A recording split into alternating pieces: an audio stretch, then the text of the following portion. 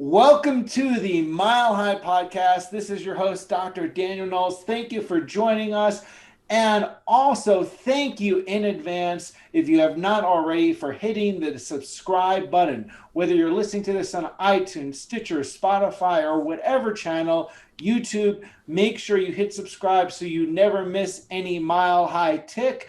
The chiropractic is better on higher ground, and that's where you're going to be in September. Join us at Mile High 9, Raiders of the Lost Art. We're going to be focused on the art of chiropractic all weekend from a philosophically congruent place so you can increase your strategies, grow your philosophy, grow your skill sets, and have fun in community while you're doing that.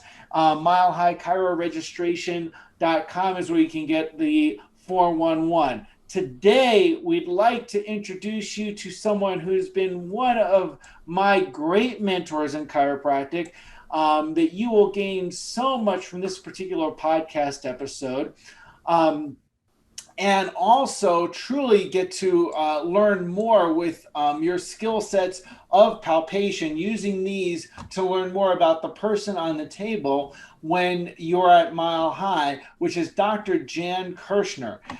He is I will get this right, 1989 graduate of NYCC, and he is actually the person, the first chiropractic seminar I ever attended was led by Dr. Jan Kirschner, and practices in Boulder, Colorado, leads Page 1 and Page 2 programs, was a team teacher for Network for Spinal Analysis for many, many years, and just is an incredible chiropractor and practitioner. Thank you for joining us today, Dr. Jan Kirschner. Thanks for having me on, Danny. It's great to be here. We're grateful to have you here. And actually, this is a great place to start. I can't remember the exact wording, but I know this, that at some point you were voted the most likely something relative to graduating. Yes. What was that? Most likely to be a chiropractic evangelist. There you go. Most likely to be a chiropractic evangelist. Great place to start with a chiropractic podcast. And why do you think they said that about you? I was pretty committed to the principle all through school. I was very fortunate that a family friend, before I went to chiropractic school, he was actually a guy who had been in the hospital with my mom, who had polio, and he also had polio. My mom later walked. He did not. He was in a wheelchair for the rest of his life, but could deliver a toggle recoil that would just blow your socks off. And before I was going to school, he told me if I was going to go to New York Chiropractic College, which by that time was already starting to kind of abandon chiropractic, that I should start going to these meetings in Brooklyn, hosted by Pasquale Sarasoli. And so Pasquale was really the first person who, other than the chiropractor who really helped me out back in the late 80s, late 70s, Pasquale's meetings on a weekly basis were just extraordinary in terms of getting grounded in chiropractic philosophy, really kind of getting a more of an understanding of kind of the esoterica of it, of really understanding, what D.D. Palmer had talked about as the purpose of chiropractic, what we were really looking for in delivering the adjustment. And Pasquale was a great believer that the human being was actually evolving, and that the adjustment was really essential to helping the human being evolve. I mean, Pasquale took it to the far reaches. He felt that human beings were going to start to actually photosynthesize. And so to him, it was really important to get the tone in the bone, is what he would talk about in terms of the adjustment. And it was very, very powerful to be around him. And then, so with that as a kind of a beginning, throughout school, I would just try and, align myself with getting to as many philosophically grounded events as I possibly could, and kind of hear what the greats were talking about. We would go down to DE to hear Dr. Sid. We'd spend time with Joe Felicia and Guy Reekman, with Renaissance, just whatever it took to just be around the philosophy, and then of course meeting Donnie Epstein in around third trimester, I think, and this was before network got weird, you know. So I like to tell the story that for me, the thing that really attracted me to network, because when I started studying network, there were no waves. There was no somatopsychic wave. There was this really nice increase in breath that actually would become a respiratory wave. But the thing that excited me about what Donnie was teaching was that it was a really strong analysis. And he was the first one to me that was really talking about chiropractic from the perspective of things like Deepak Chopra's work and being able to really understand the idea of quantum healing. And this was even before the change in the work when the somatopsychic wave started being created. So yeah, that was my experience during chiropractic school, and when I gave my valedictorian address at the end of school, it was very, very passionate and very, very grounded in chiropractic and challenging my classmates to go out and live the principle.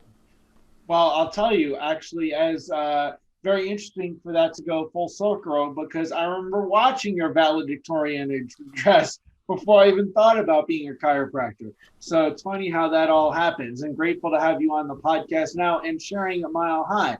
Now, you're passionate about the art of chiropractic. I'm passionate about the art of chiropractic. I think probably anybody who's going to be watching and listening to this on being at my high overall is amazed. At some point, getting exposed to the art of chiropractic, I thought, this is just like this mystical, amazing thing. I want to learn how to do this. This is a skill set I want to have.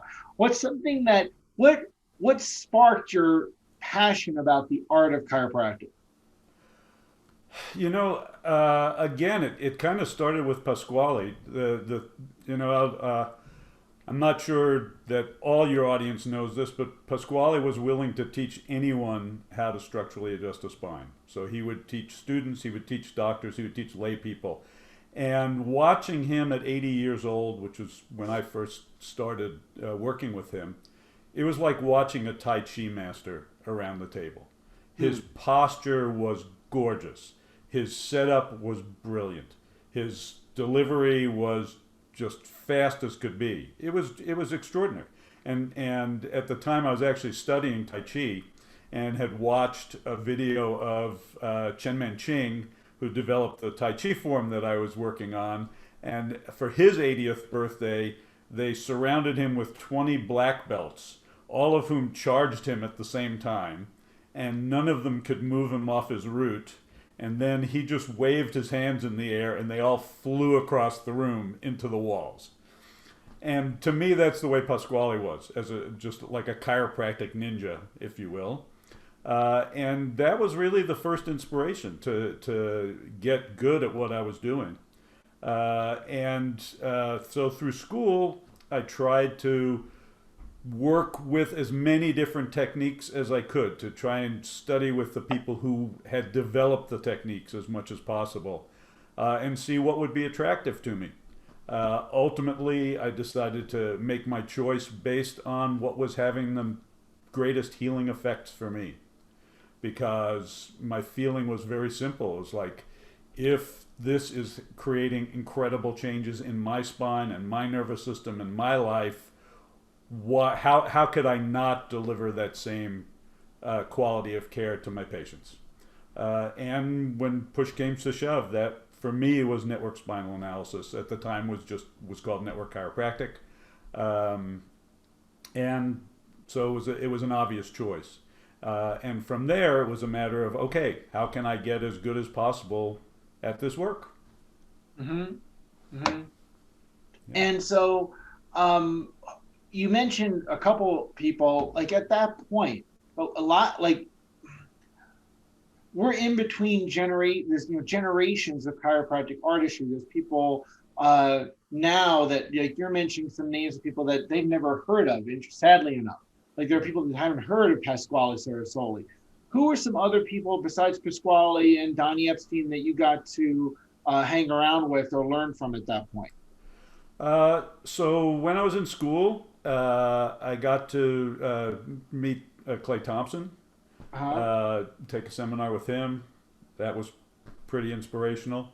Uh, One of our local chiropractors was Bobby Hoffman, Mm-hmm. who became a big mover and shaker in the chiropractic profession. But I would go and watch Bob work in the office, and from Bob, what I saw that was really, really powerful for me was that, like, he would spend maybe 60 seconds with a patient, but that 60 seconds was so completely focused, so completely present, that that patient felt totally taken care of Mm-hmm. in that 60 seconds. And he was able to deliver what he needed to in that 60 seconds, and he would move on to the next person.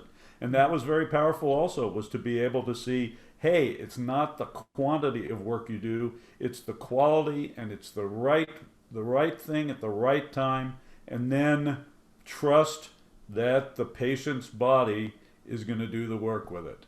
Mm-hmm. And to me, that has always been the key. Is like, how can I do as little as possible and have the patient do as much as possible with that, so Mm-hmm. that they become more self-reliant, that they become more powerful within themselves, that they trust the healing process of their own body more and more and more.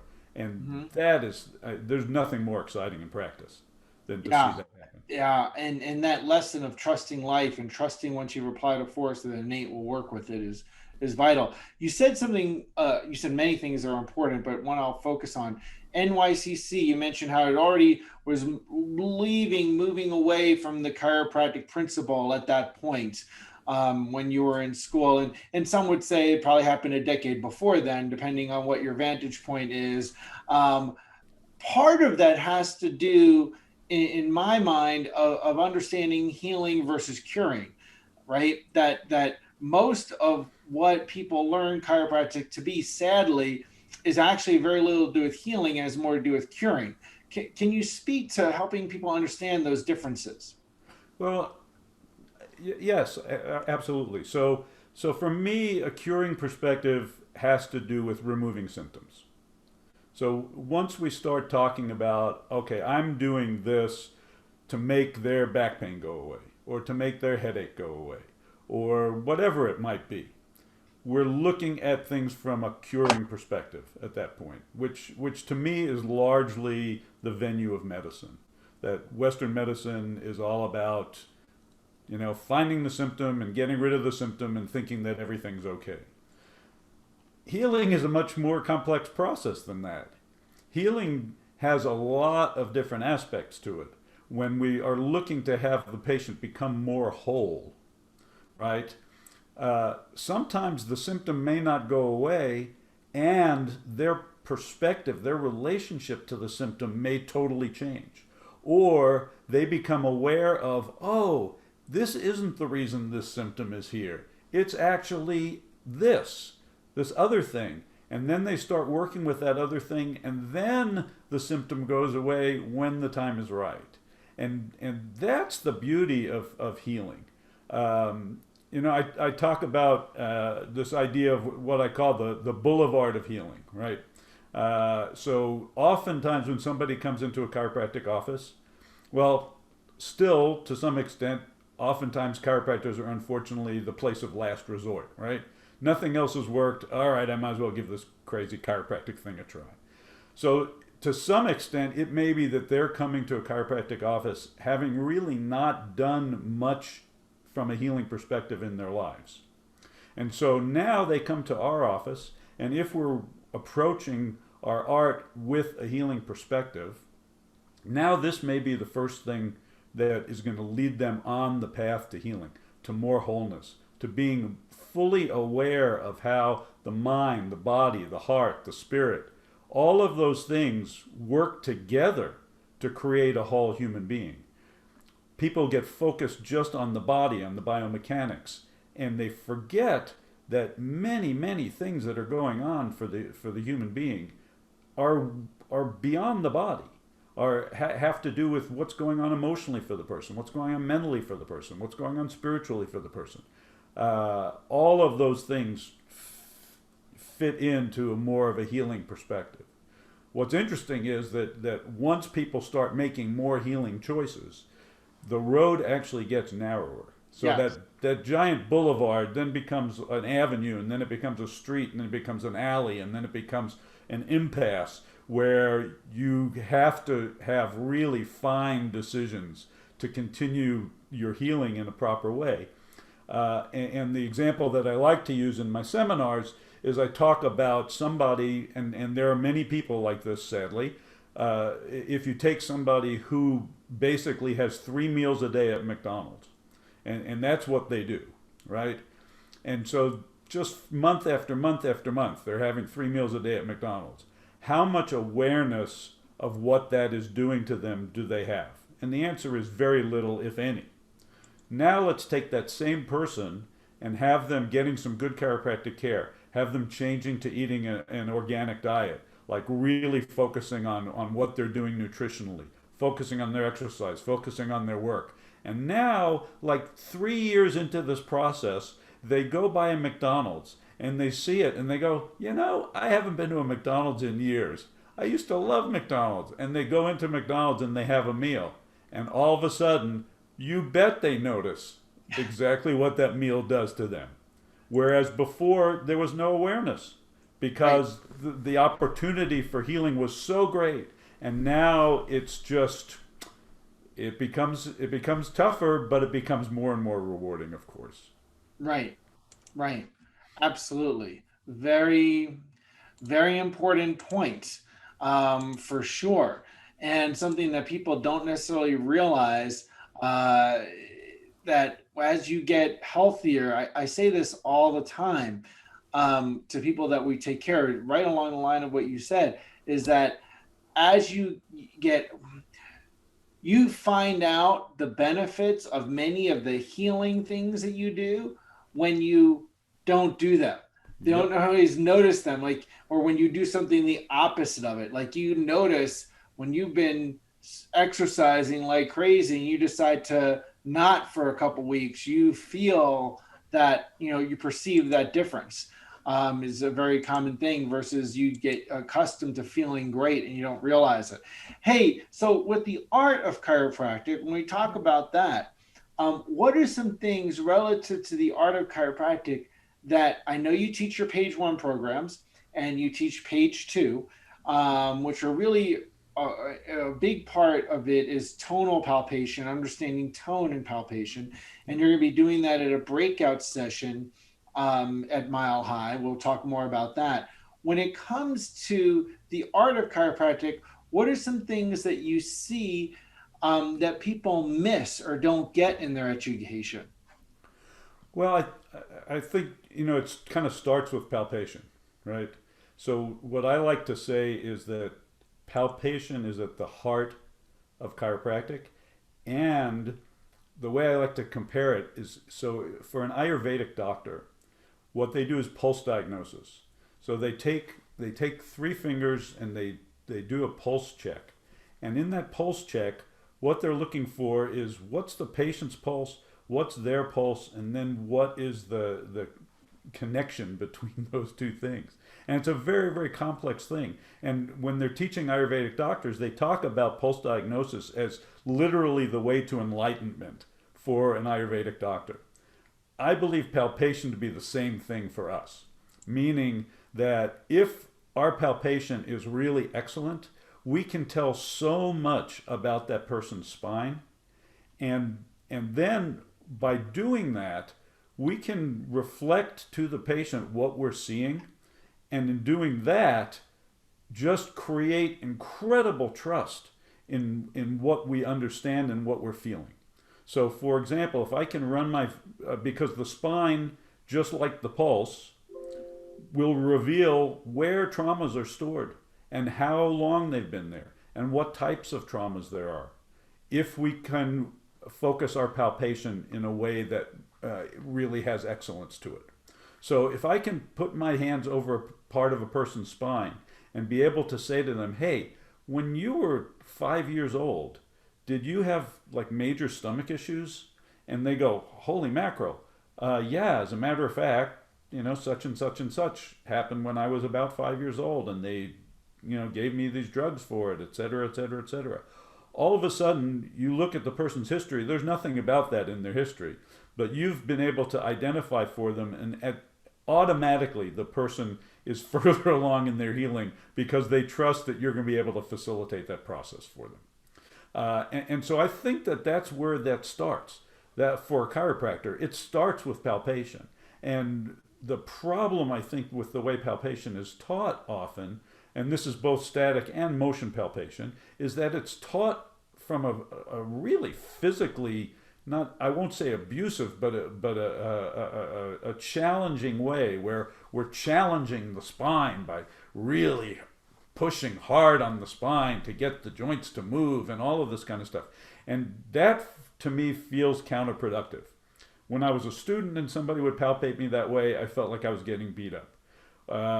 And I know that patients feel that way as well.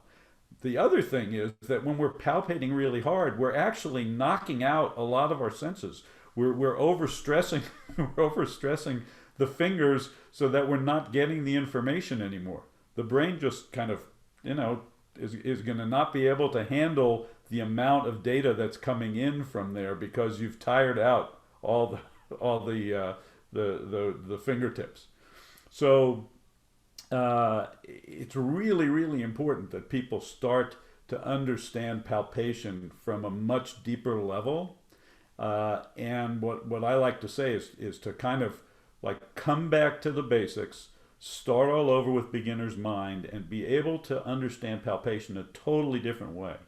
That's what I'll actually be doing at Mile High. In my breakout session is we'll be doing a really simple exercise, but then breaking it down and looking at all of the different things that go into really successful palpation. That's excellent. That's amazing. Super exciting, super thrilling. And that was the thing that spurred me, was really that aspect of when I just had this concept of maybe being a chiropractor, that you could feel these things with your fingers. You could feel something and know something about a person, more than a bone out of place, so to speak. Yeah. And sadly, a lot of chiropractic training has been reduced to a bone out of place or misaligned, or subluxation being reduced to bop, right, bone out of place. So as compared to, there's a person and there's something about them that you learn and know as you're with them and as you touch their spine and associated tissues and paraspinal tissue. With you, in caring for people and learning the art and teaching the art, you said something else that was super exciting, that I caught, which was when you said that when I was first learning network chiropractic, how much there was about outcomes, right? I don't think I said that, but Well, no, about assessing, and that there was an oh yeah, right, that there was an yeah, analysis. that there was an analysis, sure. Right, Yeah. right. And analysis to me is analysis. There's outcomes. You're looking for something, changing Yeah. for the better. Yeah. Can you say something about the analysis, about analysis? I find that often when I'm talking to students or new grads, analysis seems to be missing. The analysis is the high spot. The analysis is the stuck joint, that there's something that's, tender, as compared to something more than that. Yeah, I think that becomes a problem when you start, when you start eliminating systems of adjusting, right? So Logan Basic, upper cervical specific, all the different variations of upper cervical specific, SOT, AK, all of these have tremendous amounts of analysis behind them so that you are understanding what it is that I'm looking for, why I'm looking for it, what are the things that I need to do with my adjusting or with whatever it is that I'm doing with the patient. And so when you start eliminating that from the curriculum and just replace it with diversified manual manipulation, that disappears. And so, of course, it's not going to be as rich. It's not going to be as full. It's not going to allow you to do more than kind of a small subset of things, you know? And then what happens is it starts being presented as if the low back pain is the only thing that's quote unquote evidence based, which is really annoying me to hear like schools that are really limiting what chiropractic is about and what chiropractic can do, talking about that being evidence based, as opposed to looking at the types of research that have been done that really expand chiropractic, that show the power of what chiropractic can actually do, particularly in terms of quality of life for people. Yes. And of course, if you eliminate analysis, if you just say, okay, here it is, stuck joint, unstick the joint, without thinking about why that joint is stuck or whether that joint needs to be unstuck and what else might be going on that might allow the patient to unstick the joint themselves when the time is proper. Once you do that, yeah, you're limiting it. You're going to a lowest common denominator, and it's unfortunate because obviously network was what I chose, but I have friends who have embraced other full techniques that they learned inside and out, which are as complex or more complex than network, and are brilliant at it. And but it's because there is a full system there. And unless there's a full system, then you're shortchanging chiropractic, and I think you're shortchanging your patients. And that's what so that is so central to the art of chiropractic. And the key word you said, analysis, which means your objective, your outcome, you're going for clinical excellence with that person, and it's about the person, whether it be whatever named approach that you're doing, or it's the Jan Kirschner approach. But you have an analysis of what you're doing more than something's not moving or appropriately, right? That there's things relative, meaning that's stuck or it's a fixation. That fixation may be part of it, but there's more than that, and valid and an important part of it. But that there's more than that, or more than the vertebra feels this way, and I've got to push it the other way, because you're looking at what's going on with the nerve system and what aspect is the nerve system changing. And there's so much of that missing. And we talk about the philosophy and we talk about the science, but do we actually bring the art to the level that we talk about the philosophy and science? Or do we bring the philosophy and science to the level of the art? Or are they all uplifted? And really that we want to have a congruence or coherence through all of those things, to the best that we can. That's a vital habit. You talk about something that I think which is super important. I've heard you talk about this, which is the information subluxation. And I don't think people get that enough or understand that enough, because people tend to think that, well, you've got to use a huge force to make a big change and move a bone. And I think there's a part of missing that the nerve system has to do with processing of energy and information, and that we have a lot of information load. Can you talk about what you mean by the information subluxation? Well, I mean, going back to D.D. Palmer, right? The three causes of subluxation: trauma, toxins, autosuggestion, right? So 1895 was a much simpler time. There was not the kind of information overload that we see now. So, for example, it is very common when I go and have lunch at a restaurant that I will see four people sitting at a table together, and all of them are looking at their phones.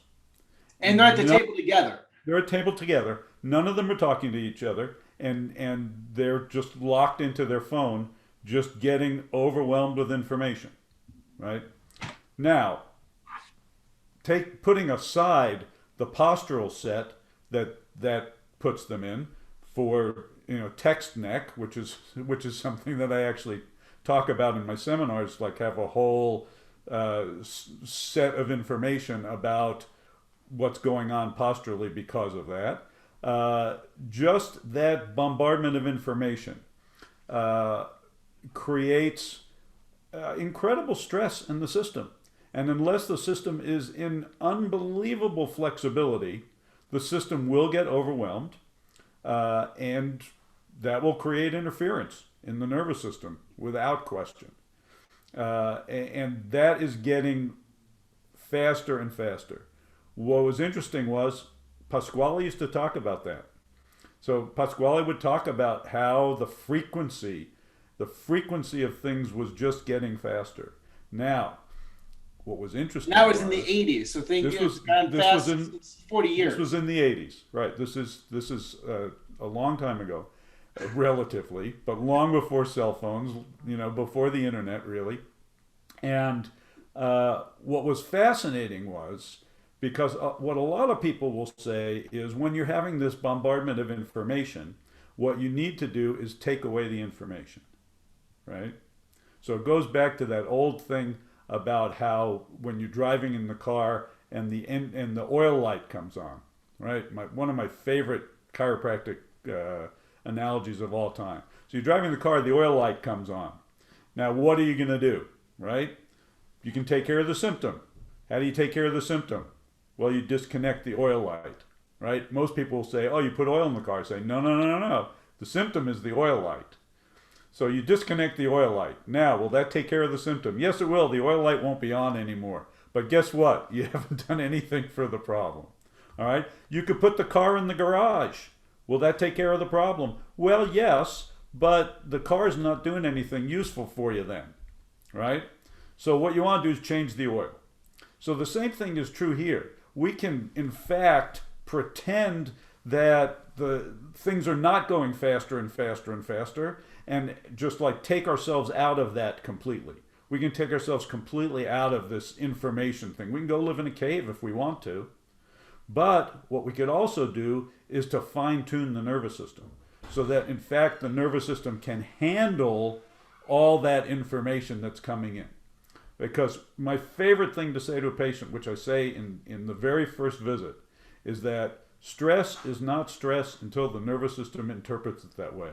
Until then, all it is information to use for growth and development. And that's the bottom line. If the nervous system is flexible and fine-tuned, you can pretty much handle everything and anything and do it elegantly and go on about your business and just dance through life and have a ball. And that's what you want to be able to do. That's amazing. And then think about our mission as chiropractors in our offices, serving people, okay?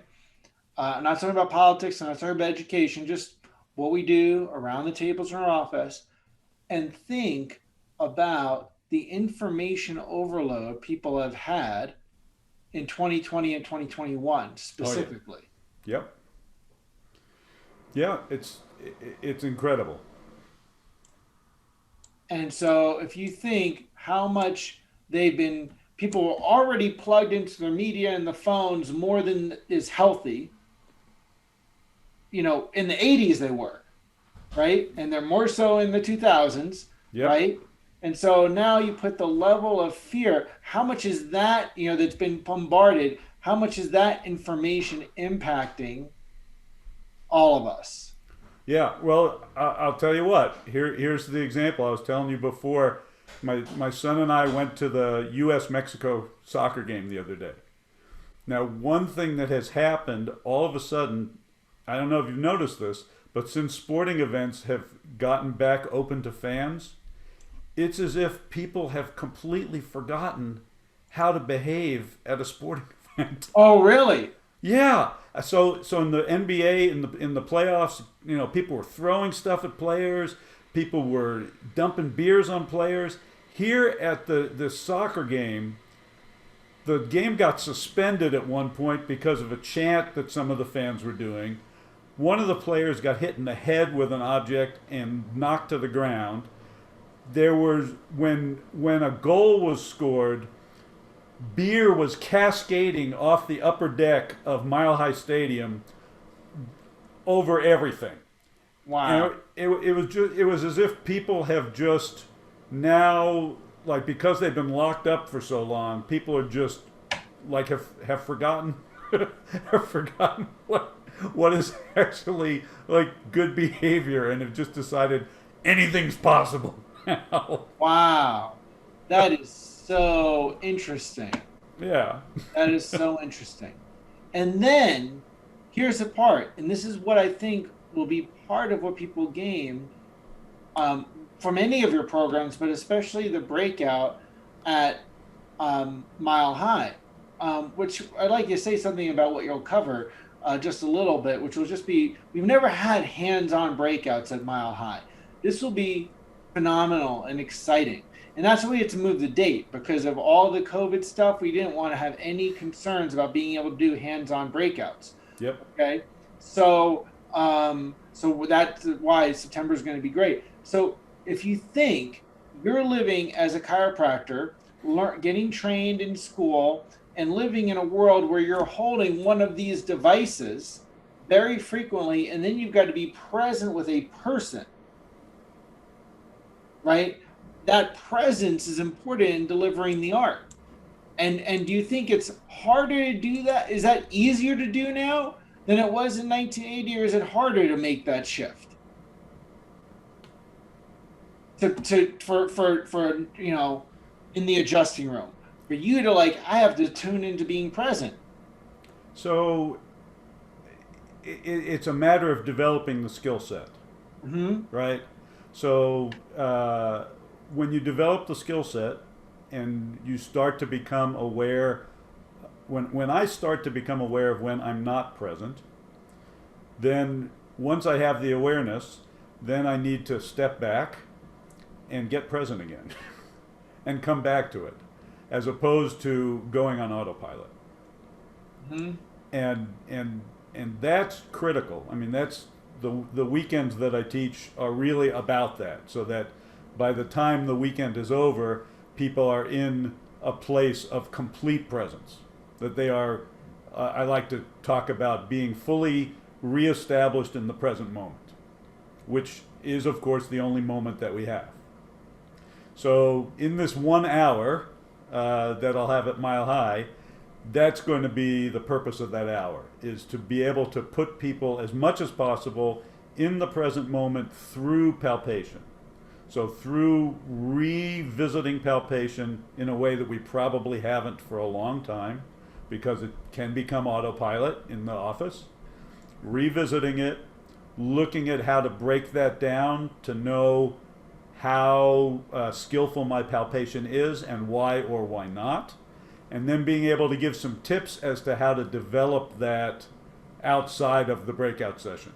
Because one of the things that I've been studying a lot in recent years in developing my seminars is really looking at peak performance and what that takes.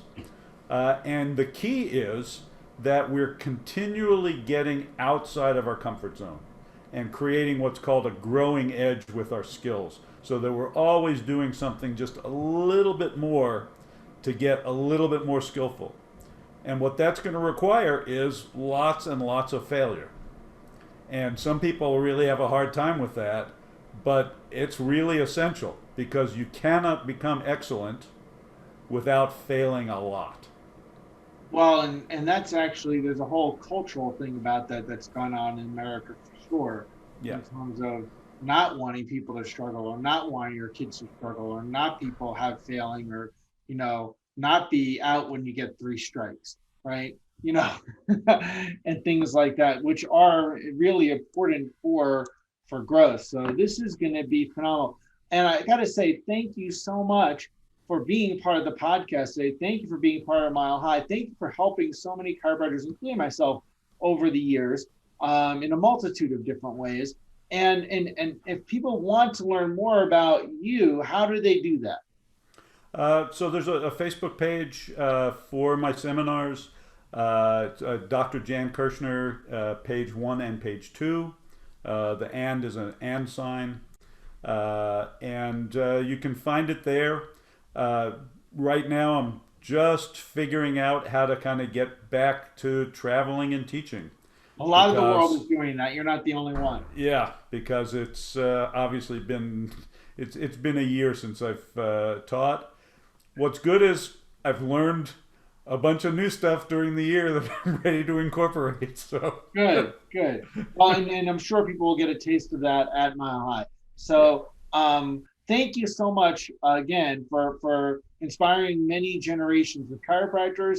And I know you'll be doing that again at Mile High. And thank you for keeping changing spines, lives, and minds with chiropractic. We look forward to seeing everybody on Higher Ground in September. It will be September 23rd, 26th. RiseUpToMileHigh.com. You can get the full details there. We look forward to seeing all of you, and watch out for the next Mile High podcast episode. Make sure you hit subscribe. You never want to miss any Mile High TIC. We'll see you all in September.